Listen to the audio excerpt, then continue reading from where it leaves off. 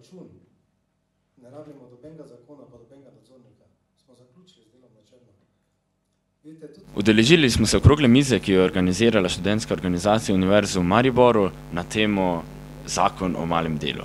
To je bila še zadnja okrogla miza pred nedeljskim referendumom. Kaj boste rekli recimo študentom, upokojencem, brezposelnim, zakaj iti na volišča in kako voliti? Torej, tako kot sem danes tudi tukaj na tej okrogli mizi zaključil, bi rekel, prvič po 20 letih samostojne države bo v nedeljo referendum, na katerega bomo šli družno skupaj celotna družina.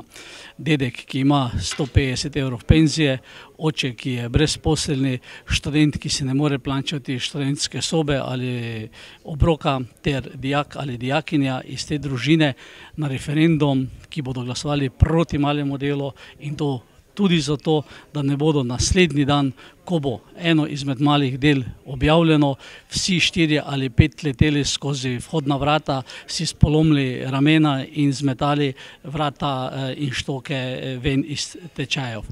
Nekateri pravniki pravijo, da je zakon o malem delu morda napisan še slabo, z nekaterimi luknjami in z možnostmi seveda izkoriščanja tega malega dela še za večje črno delo in še za večjo sivo ekonomijo. Kaj lahko porečete na te očitke?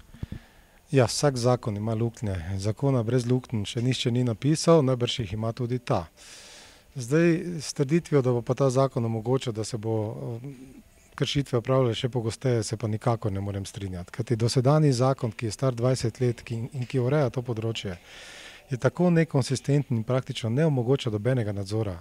Seveda se mi zdi, da je nekako kultura v Sloveniji takšna, da vsi nekako smo proti, kar pač hoče nekdo narediti. Zdaj pa me zanima mogoče, kaj bi bila vaša konkretna rešitev, kako izboljšati ta zakon, mogoče ga spremeniti ali narediti popolnoma drugačnega.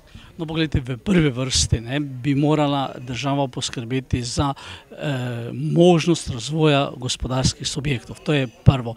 In v času recesije smo v opoziciji vladi predlagali in ji ponujali možne rešitve.